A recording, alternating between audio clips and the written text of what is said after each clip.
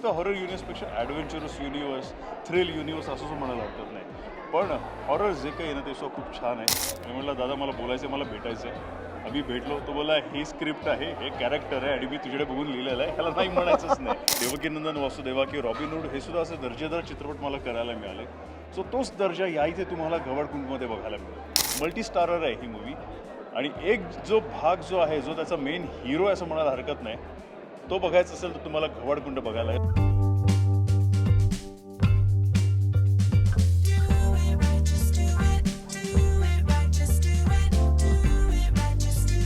नमस्कार मित्रांनो, मी तुमचा दोस्त आणि फिल्मी होस्ट तुमचं स्वागत करतो लोकमत फिल्मीवरती.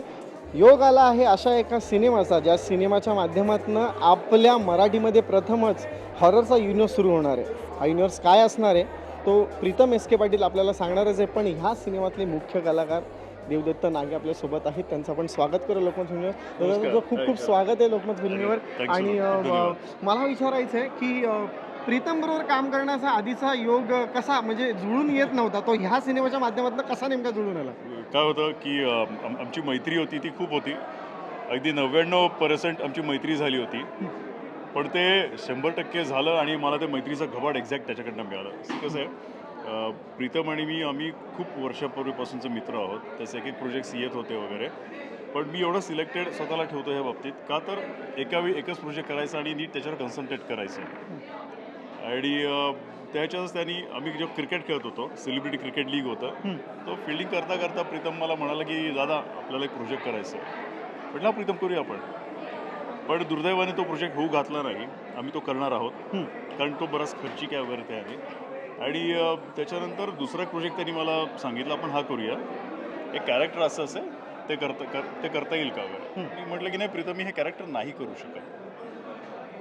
काही दिवसानंतर त्यांनी मला परत फोन केला आणि म्हटलं दादा मला बोलायचं आहे, मला भेटायचं आहे. आम्ही भेटलो. तो बोला ही स्क्रिप्ट आहे, हे कॅरेक्टर आहे आणि मी तुझ्याकडे बघून लिहिलेलं आहे, ह्याला नाही म्हणायचंच नाही. ते घबाडकुंड होतं. आणि मग आमची घबाडकुंडाचा प्रवास सुरू झाला आणि खूप छान असा प्रोजेक्ट झालेला आहे. जसं आपण म्हणतो की हॉरर, त्याला आपण फक्त हॉरर असं म्हणण्यापेक्षा ना, मी म्हणेन की मूवी करताना लक्षात आलं की ती ॲडव्हेंचरसुद्धा आहे, थ्रिलसुद्धा आहे. ते फक्त हॉरर युनिव्हर्सपेक्षा ॲडव्हेंचरस युनिव्हर्स, थ्रिल युनिव्हर्स असं म्हणायला हरकत नाही. पण हॉरर जे काही आहे ना ते सुद्धा खूप छान आहे, खूप छान. प्रीतम खूप गुणी डिरेक्टर आहे. तो रात्रीचे किती पण वाजो त्याची एनर्जी तीच, सकाळची जी एनर्जी असते तीच एनर्जी. सो त्याच्यामुळे आम्ही थोड्या एनर्जीने डाऊन झालो ना तरीसुद्धा तो आम्हाला बूस्टअप करायचा. आणि कुशल जे मगाशी म्हणाला ते शेवटी काय असतं की मी असेल तर त्याकडे ॲक्शन येतेच, ॲक्शन असेल तर मसल्स. सो माझे हे जे कुटुंब आहे, हे जे आता आपला व्हिडिओ बघतो तर त्या कुटुंबाला मी एक हट्टाकट्टा लागत असतो. सो त्याच्यामुळे रात्रीचे 3 वाजो 4 वाजो माझे मसल ते पंपअप दिसणं गरजेचं. त्याच्यामुळे नेहमी रबर जे रेजिस्टंट बँड आहे ते वापरतो. मग सतत पंपअप चालू असतं जेणेकरून माझं शरीर त्या तिकडे नीट दिसायला पाहिजे अशायच्या. सो म्हणून ते कुशल मगाशी म्हणत होता. तू फार सिलेक्टिव्ह आहेस आणि प्रीतमने तुला सांगितलं की हे कॅरेक्टर करायचं आहे, पण तुझं सिलेक्शन ह्या सिनेमाचं कसं होतं की मला हा सिनेमा करायचा आहे, याच्यातलं हे कॅरेक्टर करायचं आहे? कारण आम्ही तुला एका अशा सिनेमात पाहिलं आहे की जो फार साऊथमध्ये गाजला, त्यानंतर हिंदी सिनेमात देखील आम्ही पाहिलं. त्यानंतर प्रेक्षकांच्या अपेक्षा वाढतातच, म्हणून तू सिलेक्टिव्ह असतोस. पण ह्या सिनेमाला सिलेक्ट करण्याचं मुख्य कारण काय होतं तुझ्याकडे? मी भले म्हटलं की मी सिलेक्टिव्ह अशा याच्यात, पण कसं असतं की काही चांगल्या स्क्रिप्ट्स येतात, असं वाटतं पण करूया ते, आणि मग त्या केल्या जातात. तसंच घबाडकुंडच आहे. जेव्हा मी आदिपुरुष केला तेव्हा तो साऊथमध्ये सुद्धा खूप चांगल्याने लोकांना आवडला. तो माझं मारुती राय त्यांना फार चांगलं वाटला. काही अंशी काही बोलतात ना की ट्रोलिंग वगैरे होणं साहजिक आहे. पण त्याहीपेक्षा असं की बऱ्याचशा लोकांना ते एवढं चांगलं सुद्धा वाटलं ना की एक आपल्यामधला तो मारुती राय त्यांना वाटला. सो त्याच्यामुळे साऊथचे दरवाजे उघडे झाले मला केवळ आदिपुरुषमुळे. सो त्या तिकडे जसं जाताना देवकीनंदन वासुदेवा की रॉबिनहूड हे सुद्धा असे दर्जेदार चित्रपट मला करायला मिळाले. सो तोच दर्जा या इथे तुम्हाला घवडकुंडमध्ये बघायला मिळेल. मराठी चित्रपटसृष्टी आता कात टाकते असं मला वाटतं. कारण अगोदर जसे आपले तमाशेपट होते त्यांनी जसं मार्केट धरून ठेवलं होतं ना, तसेच हे मूवीजला मार्केट धरून ठेवणार आहे. कारण आपली ती परंपरा आहे. आपलं ते म्हणतात ना की जी संस्कृती आहे ती एवढी, आणि आपली संस्कृती हीच आहे ना की ज्या कला आहेत, ज्या लोककला आहेत त्या आपण लोकांसमोर मांडतो. सो तसंच असं काय गोष्टी करत करत आपण हॉररपर्यंत आलो आहे, आपण ॲडव्हेंचरपर्यंत आलो आहे, आपण थ्रिलपर्यंत आलेलो आहे. त्यामुळे ही जेव्हा स्क्रिप्ट समोर आणली ना तेव्हा वाचलं माझ्या लक्षात आलं, अरे हां, हे कॅरेक्टर खरंच प्रीतमने माझ्यासाठी लिहिलेलं आहे. तो जो कोणी आहे तो बस हट्टाकट्टा एवढंच मी सांगतो. आणि आम्ही या इथे एक हिरो नाही आहे, तर या इथे एक म्हणजे एक व्यक्ती असा हिरो नाही आहे. मल्टी स्टारर आहे, मी आहे, संदीप आहे, त्याच्यानंतर कुशल आहे, शशांक शेंडे आहे, प्राजक्त असे मल्टी स्टारर आहे ही मूवी. आणि एक जो भाग जो आहे जो त्याचा मेन हिरो आहे असं म्हणायला हरकत नाही, तो बघायचा असेल तर तुम्हाला घवडकुंड बघायला लागेल. तुमच्या लक्षात आता येईल मी की ते आता काय मी आहे. टीजर सुद्धा पाहिला. टीजर पाहिल्याच्या नंतर तुझा चेहरा रिव्हील नाही झाला. नेमकं तुझं कॅरेक्टर काय आहे? जरा Exact. आम्हाला थोडी उत्सुकता प्रेक्षकांना आपण काय लागली बघितलं आहे. आता? आम्ही टीजर बघितला. एक्झॅक्ट, ते टीजर होतं, ते तुम्हाला हां. टीज करायलाच अच्छा. होतं की मी त्यामुळे कसं देव दिसणार आहे. लागे आपल्याला कुठल्या पात्रामध्ये दिसणार आहे, काय कॅरेक्टर असणार आहे याची उत्सुकता प्रेक्षकांना लागली. नाही, ते आणि ती असायलाच पाहिजे. तीच उत्सुकता नाही ती कायम आपण ठेवूया, कारण लवकरच ट्रेलरसुद्धा तुम्हाला बघायला मिळेल. ते ट्रेलर बघितल्यानंतर माझं कॅरेक्टर किंवा कुशलचं कॅरेक्टर किंवा संदीपचं कॅरेक्टर एक्झॅक्ट काय असणार आहे, ती उत्सुकता तुमची अजून कलाकार वाढली कळलेत जाईल. आम्हाला, पण कोणाचं काय काय Exact. पात्र हे अजून कळलं नाही. ती उत्सुकता वाढेल. त्याच्यानंतर अजून एक दुसरा एखादा ट्रेलर येईल, त्याच्यानंतर तुमच्या लक्षात येईल एक्झॅक्ट कथा काय आहे याची उत्सुकता वाढेल. आणि ती उत्सुकता कुठे संपेल, तर ती उत्सुकता थिएटरमध्ये संपेल. आता मला एक गोष्ट विचारायची आहे की मराठी सिनेमांकडे आपण जेव्हा प्रेक्षक म्हणून बघतो त्यांच्या अपेक्षा फार मोठ्या असतात. हां. ओके, पण एक मराठीतले काही दिग्दर्शक आहेत, त्यांनी तुझ्याकडे दुर्लक्ष केलं असं वाटतं का तुला? नाही नाही नाही, अजिबात नाही. कारण नाही. मराठी फार कमी मराठी सिनेमांमध्ये तू कामं केली नाही. आहेस. कारण हो. इतका एक सुपर डुपर हिट शो तू केलास, त्याच्यानंतर तू हिंदी सिनेमा केला, साऊथचा सिनेमा केला, त्यानंतर अजून काय प्रूव्ह करावं लागतं एखाद्या नटाला की मराठी आपल्या बोलीभाषेत त्या नटाला काम मिळून नाही, याच्यावरती ते काय म्हणणं माझ्यापेक्षा तुझं? तू डिरेक्टर्सला विचार. पण हां. खरं सांगतो असं काही नाही आहे. माझे जे डिरेक्टर्स मित्र जे आहेत ना, ते मला फोन करतच असतात. पण कसं असतं माहिती आहे की त्यांना त्या कॅरेक्टरसाठी मी हवं असतो की त्यांना मला घेऊन एखादा चित्रपट करायचा असतो. सो अजून काही पाईपलाईनमध्ये त्या गोष्टी आहेत. आहेत फक्त आहेत. त्या तुला माहिती आहे मी रिव्हील करत नाही, Reveal कर. हळूहळू एक एक गोष्टी रिव्हील करत असतो. आणि दुसरी गोष्ट अशी की एक प्रोजेक्ट केला की एकच करत असतो. 2-2 प्रोजेक्ट केलेत की त्याच्यावर मला कन्सन्ट्रेट करता येत नाही. एक तर लुक हा एक भाग येतो. आता सो घबाडकुंड करताना मला एक साऊथचा प्रोजेक्ट मला नाकारायलाच लागला, कारण वेगळा लुक होता. आपल्या मराठी सिनेमासाठी साऊथचा सिनेमा हां, साहजिक आहे. नाकारलाय. हां, हरकत नाही, साहजिक आहे ना, कारण आपला मराठी सिनेमा सुद्धा साऊथच्याच तोडीचा होत चाललेला आहे ना. हां हां ते सो रिजनल आहे, आपण सो रिजनल आहे. सो आणि कसं असतं, कदाचित ह्याच्या डेट्स पुढे मागे झाल्या असत्या तर तो मी सुद्धा चित्रपट केला असता. डेट्स ही खूप महत्त्वाची गोष्ट असते. आणि अजून एक गोष्ट असते की लुक, कारण त्याच्यात वेगळा लुक होता. आणि या ते कुठलाही चित्रपट मोठा किंवा कुठलीही रिजन मोठी, कुठलाही लँग्वेज मोठी, याच्यापेक्षा कमिटमेंट ही सर्वात मोठी असते. मी माझ्या मित्राकडे कमिटमेंट केली होती. मी प्रीतमला कमिट केलं होतं की आपण हा चित्रपट कंप्लीट करायचा आहे. सो तो कंप्लीट केल्यानंतर मी जो माझा लुक जो आहे याच्यामध्ये सिम्पल नॉर्मल लुक आहे, पण त्याला मला फाटा देता येत नव्हता. तो लुक कायम ठेवायला पाहिजे होता. आणि जो मी चित्रपट करणार होतो त्याच्यामध्ये माझा लुक ॲब्सोल्युटली वेगळा होता. लुकवरती म्हणजे तू फार कॉन्सन्ट्रेट करतोस, हे होय. आपल्याला दिसतंच प्रत्येक होय, तुझ्या होय. पात्रांमध्ये. असं मराठीतला कुठला नट आहे त्याला तू सांगशील की तुझ्या लुकवरती तुला काम करायला पाहिजे? नाही, उलट मी म्हणेन की मला उलट सांगा, कारण मी खरंच सांगतो हां. आपल्या मराठी चित्रपटसृष्टीमध्ये एवढे प्रतिभावान कलाकार आहेत. आता ते शरीराकडे सुद्धा लक्ष द्यायला लागले आहेत. मला एवढं बरं वाटतं की हार्दिक आमचा राणादादा तो असो, किंवा भूषण प्रधान असो, किंवा कश्मीर असो, किंवा अंकित असो, ही सगळी लोक व्यायाम करून त्यांचं शरीर कमवत आहेत. प्रवीण तरडे दादा असो आपला. सो त्याच्यामुळे ना एवढं बरं वाटतं ना की हट्टी-कट्टी स्टार कास्ट आपल्याकडे सुद्धा आहे. आपल्याकडे सुद्धा तसेच म्हणतात ना की ही मॅन मॅचोमन आता सुरुवात झालेली आहे. सो उलट मी त्यांच्याकडनं त्यांना विचारतो मी की अजून मी स्वतःला कसा प्रगल्भ करू.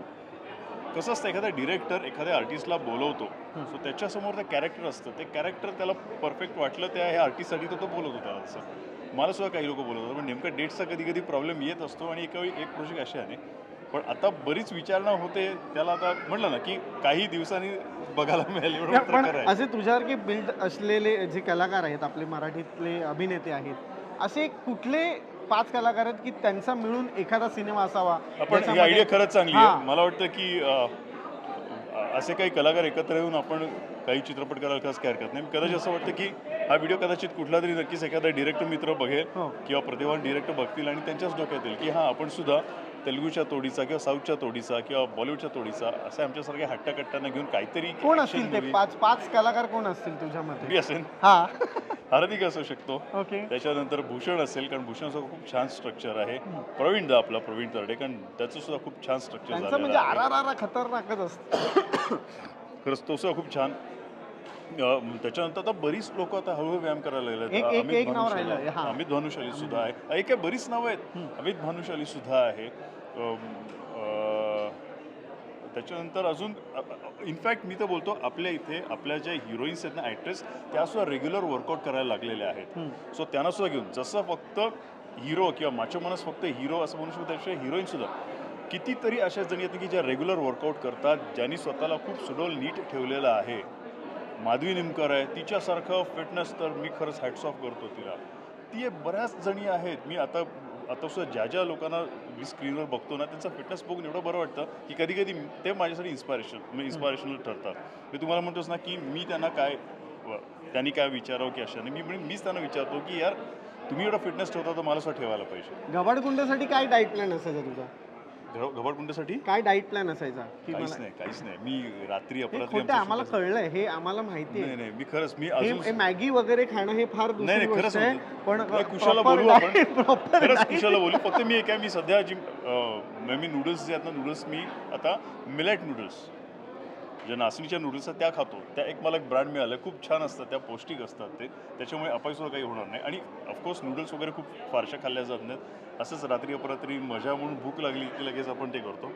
चहा कॉफी तर रेग्युलर असतेच आणि त्याच्यामुळे साखरसुद्धा रेग्युलर असते. साखर नाही सुटत यार. साखर सुटली तर काय तुम्ही एवढी गोड माणसं तुमच्याकडं गोड मला व्हायला पाहिजे ना, मग त्यासाठी मला साखर खायला पाहिजे. तुम्ही मुळातच गोड आहात सगळे. मराठीतल्या कुठल्या दिग्दर्शकासोबत तुला काम करायची आवड आहे आणि इच्छा आहे करायची की मला ह्या दिग्दर्शकावर काम करायचंच आहे? खरं सांगू मला सगळ्यांबरोबरच मला काम करायचं. मला महेश मांजरेकर सर तर आहेतच. कारण ते कसं त्यांच्या ओरडण्यामध्ये सुद्धा ना एक खूप प्रेम असतं यार. मला एवढं ते कधी भेटतात असं अरे असं जोरात करतात ना त्याच्यामध्ये सुद्धा एक त्यांच्या मनातलं प्रेम कळतं. त्यांनी मध्ये मला एका चित्रपटासाठीचं बोलवलंसं होतं पण परत माझी साऊथ आणि हे सगळं मॅनेज मला करता येत नव्हतं. सो म्हणून मला त्यांना प्रांजळपणे मला तिथे उभं नाही राहता आलं. पण त्यांच्या डोक्यात काहीतरी असणारच नक्की माझ्याबद्दल. सो त्यामुळे परत हाक मारतीलच ते मला. मी सांगितलं ओम राऊत यांचा एक नवीन सिनेमा येऊ ठेपलाय, त्याची प्री प्रोडक्शन सुरू झालंय असं आम्हाला लक्षात आलंय. तर त्या सिनेमामध्ये मला नाही माहिती त्या सिनेमामध्ये देवदत्त नागे हे नाही दिसणार असं आहे काही का? नाहीये असं काही नाहीये. नाही आमच्याकडे पुरावे आहेत, आम्ही पुराव्यानिशी म्हणतो की त्यांनी डिक्लेअर केलं की ते एक नवीन सिनेमा करणार आहेत लवकरच हिंदी.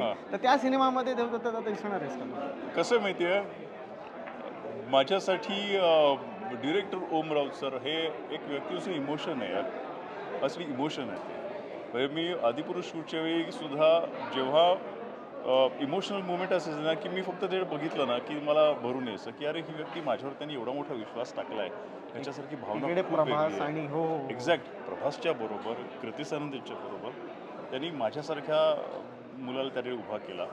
आणि एक बरं वाटतं की त्यांना कुठेतरी आपण तोडीस तोड वाटत असेल ना त्यानुसार त्यांची दृष्टी ती असेल ना की मराठी कलाकार सुद्धा त्याच दृष्टीचे त्याच तोडीस तोड आहेत.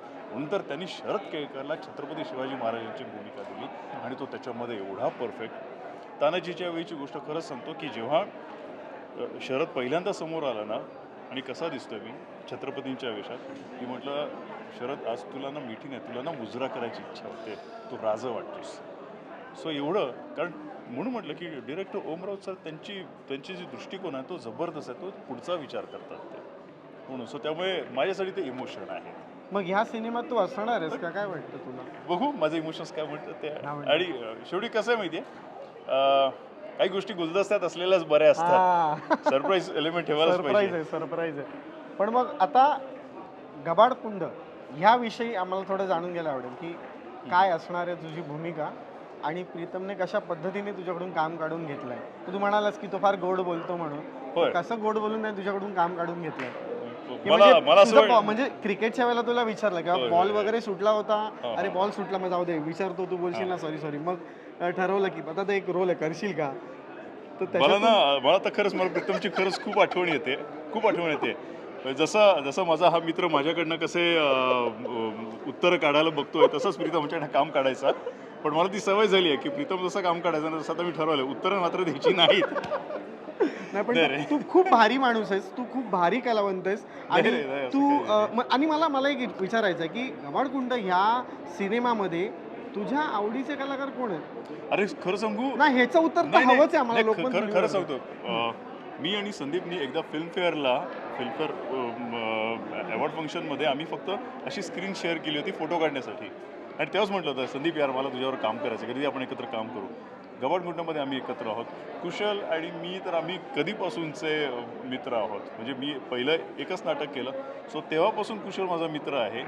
एवढ्या वर्षानंतर आम्ही एकत्र काम करतोय, एकत्र आम्ही नूडल्स खाल्ले वगैरे एक्झॅक्ट. सो प्राजक्ता तिचं बोलणं जे आहे ना, तुम्ही बघा तिची भाषा जबरदस्त, तिच्या भाषेवर सॉलिड प्रभुत्व आहे. सो त्यामुळे तिच्यावर सो काम करायला खूप मजा आली.